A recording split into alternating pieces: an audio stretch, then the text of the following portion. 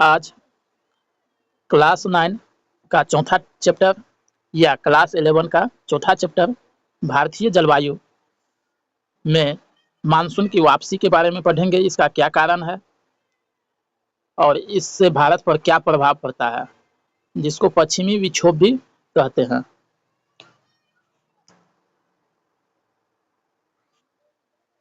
तो ये देखते हैं कि सूर्य जो है या तो कर्क रेखा पर के पास ITCZ होगा या विषुवत रेखा के पास या मकर रेखा और विषुवत रेखा के बीच या मकर रेखा पर। तो विषुवत रेखा के 23.5 डिग्री नॉर्थ कर्क रेखा जो भारत के बीचों बीच, जो भारत के दक्षिणी साइड से गुजरती है, बीचों बीच गुजरती है। तो अगर सूर्य की लंबवत किरण मकर रेखा पर पड़ती है तो भारत में जो है ग्रीष्म ऋतु होगी और उस टाइम में भारत का जो है ज्यादा गर्मी पड़ेगा। उस टाइम में भारत में ज्यादा गर्मी पड़ेगा जब सूर्य की लंबवत किरण कर्क रेखा पर होगी। यदि सूर्य विषुवत रेखा के पास होती है, सूर्य की लंबवत किरण विषुवत रेखा पर पड़ती है, तो भारत में मानसून प्रवेश करती है। यदि सूर्य विषुवत रेखा और मकर रेखा के बीच होती है तो भारत में शरद ऋतु आती है। अगर सूर्य मकर रेखा पर लंबवत किरण पड़ती है, मकर रेखा के पास होती है, तो भारत में शीत ऋतु होती है। तो हमने क्या देखा कि विषुवत रेखा और मकर रेखा के बीच जब सूर्य की लंबवत किरण पड़ती है तो भारत में शरद ऋतु, और इसी टाइम में जो है भारत में मानसून की वापसी होती है।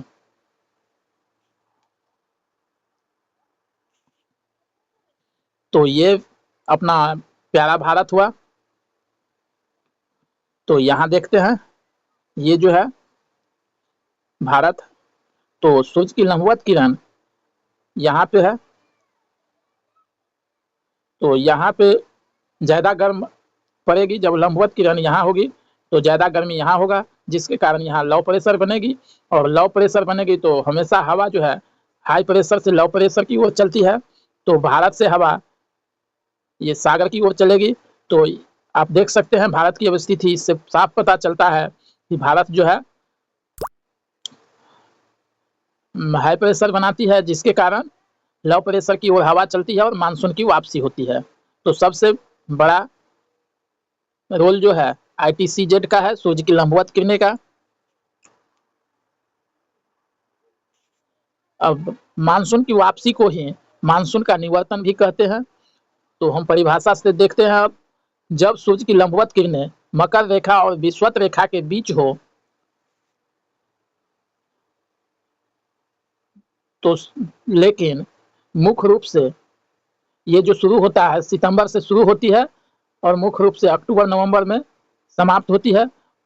तो जब सूर्य की किरणें मकर रेखा और विषुवत रेखा के बीच हो, उस समय दक्षिण महासागर गर्म होकर लो प्रेशर बनाती है और भारत ठंडा होकर हाई प्रेशर बना जाता है। इससे पवनों की दिशा जो है भारत से दक्षिण की ओर हिंद महासागर की ओर होती है। तो हमने अभी समझा कि भारत में हाई प्रेशर और हिंद महासागर में लो प्रेशर होने के कारण पवनों की दिशा हिंद महासागर की ओर होती है। इस मानसून की वापसी सितंबर में शुरू होती है और अक्टूबर नवंबर में खत्म होती है। तो यहाँ देख लीजिए, जब मानसून का जो वापसी होता है ये भारत है, ये अपना सूर्य की लंबवत किरण ITCZ ये विषुवत रेखा और मकर रेखा के बीच है। तो भारत की स्थिति के हिसाब से हवा जो है ऐसे चलेगी, इधर से इधर चलेगी। तो आप देख सकते हैं कि मानसून पवन जो है भारत की ओर से वापसी हो रही है, भारत से जा रही है। तो जब भारत में मानसून पवन ऐसे प्रवेश करती है तो भारत में मानसून आती है, और जब भारत से पवन इस दिशा की ओर चलती है तो इसे मानसून की वापसी कहते हैं।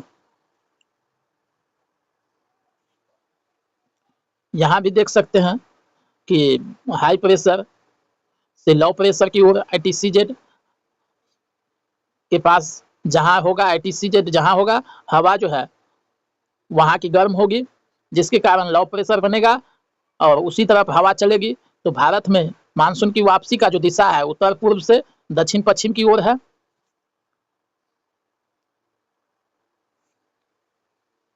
मानसून की वापसी या मानसून का निवर्तन, तो पवनों की दिशा जो है उत्तर पूर्व से दक्षिण पश्चिम की ओर होती है। तो कोरियोलिस बल हम पहले पढ़ चुके हैं, जिसमें दक्षिण की ओर जो हवा आती है तो बाएं तरफ मुड़ जाती है। जो हवा दक्षिण की ओर आती है तो बाएं तरफ मुड़ती है। तो यहाँ है हाई प्रेशर, भारत यहाँ भी हाई प्रेशर भारत में, और ये तिब्बत का पठार में भी हाई प्रेशर। तो ये हवा जो चलती है तो ऐसे चलती है, लेकिन ये बंगाल के खाड़ी बीच में आने के कारण यहाँ से नमी उठाकर ये कोरोमंडल तट यानी तमिलनाडु तट पर भारी वर्षा करा जाती है। ये बंगाल की खाड़ी नमी उठा करके जो है शीत ऋतु में तमिलनाडु यानी कोरोमंडल तट पर जो है अधिक वर्षा होती है मानसून की वापसी टाइम में। इस मैप में भी देख सकते हैं आप कि भारत से जो है हिंद महासागर की ओर पवनें चल रही है। मानसून की वापसी टाइम में दिशा होगा उत्तर पूर्व से दक्षिण पश्चिम।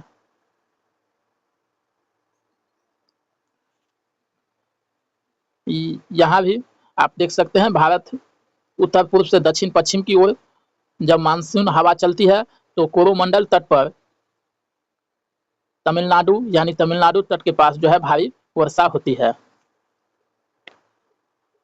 तो यहाँ देखिए भारत में जो है मानसून जब सागर जो है अरब सागर गर्म होती है, जब अरब सागर ठंडा होती है तो यहाँ हाई प्रेशर, और भारत गर्म होती है तो लो प्रेशर। तो मानसून पवन भारत में प्रवेश करती है।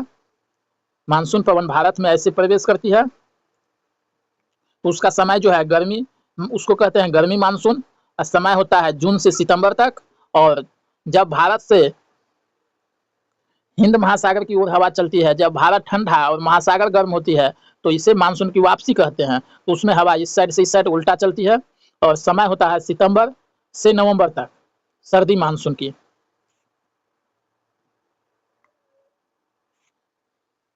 तो ये देख सकते हैं आप कि भारत जो है यहाँ दिसंबर में, दक्षिणी गोलार्ध में दिसंबर में ग्रीष्म ऋतु होती है। यहाँ भी गर्म है, दक्षिणी गोलार्ध गर्म है दिसंबर में, और भारत का उत्तरी गोलार्ध जो है ये दिसंबर में शीत ऋतु होती है। इसी ITCZ के कारण, क्योंकि सूर्य की लंबवत किरण मकर रेखा के पास चली जाती है, जिससे दिसंबर में दक्षिणी गोलार्ध गर्म और उत्तरी गोलार्ध ठंडा होती है। इससे भारत का भी उत्तरी गोलार्ध ठंडा होता है। अब यहाँ देखते हैं कि ये पहले बता चुके हैं कि भूमि जल्दी गर्म होता है और जल्दी ठंडा होता है, और सागर जो है देरी से गर्म होगा और देर से ठंडा होगा। तो ये है अफ्रीका, ये अपना भारत, ये भूमध्य सागर। तो यहाँ से जो यहाँ बनती है हाई प्रेशर, यहाँ हाई प्रेशर ITCZ जो है मकर रेखा के पास है, तो ये हवा ऊपर जाती है, और सागर से जो हवा चलती है ये पश्चिमी विक्षोभ के कारण, पश्चिमी जेट प्रवाह के कारण जो है ये यहाँ से भारत में लेकर चली जाती है और भारत में भारी वर्षा कराती है शीत ऋतु में। और ये भूमध्य सागर में जब लो प्रेशर बनती है तो इसको हवा भरने के लिए चारों साइड से आती है, तो ये हवा एक साथ अटैक करता है, जिसके कारण यहाँ हवा घूमने लगती है जल। इसी को शीतोष्ण चक्रवात कहते हैं, टेम्परेट यानी टेम्परेट साइक्लोन।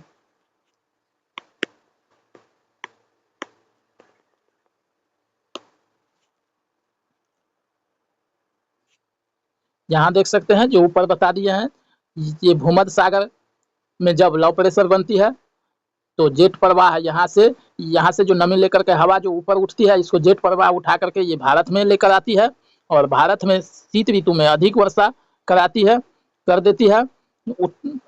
भारत में शीत ऋतु के दौरान हाई प्रेशर ठंडे के कारण बनता है। तो हाई प्रेशर का अर्थ है साफ आसमान, बादल रहित आसमान, शांत मौसम होगा। ये उत्तरी भारत के शांत वातावरण को डिस्टर्ब करती है, इसलिए पश्चिमी विक्षोभ कहते हैं।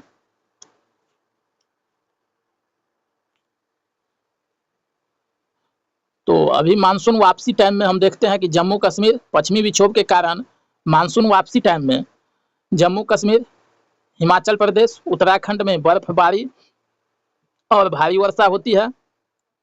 उत्तर प्रदेश और पश्चिमी भारत जैसे राजस्थान, पंजाब, हरियाणा, दिल्ली, यूपी, बिहार में बूंदाबूंदी बारिश होती है और इसी बारिश के कारण ठंड जो है आगे बढ़ जाती है। इसे शीतकालीन वर्षा कहते हैं और इस वर्षा के कारण रबी फसलों को सिंचाई के लिए जल प्राप्त होता है, जैसे गेहूं। पश्चिम विक्षोभ रबी फसल के लिए आशीर्वाद का काम करती है और पश्चिमी विक्षोभ को रबी के लिए आशीर्वाद कहते हैं। तो ये देख सकते हैं पश्चिमी जेठ प्रवाह जो है भूमध्य सागर जब गर्म होती है तो यहाँ से ऊपर हवा जो उठती है इसको पश्चिमी जेठ प्रवाह लेकर के इस रास्ते से भारत पहुंचती है और भारत में अधिक वर्षा होती है।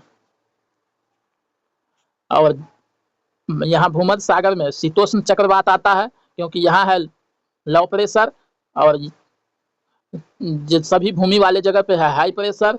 तो चारों साइड से हवा भरने के लिए आगे तेजी से बढ़ती है, जिसके कारण पानी जो है बहुत स्पीड से घूमने लगती है। इसी को शीतोष्ण चक्रवात कहते हैं।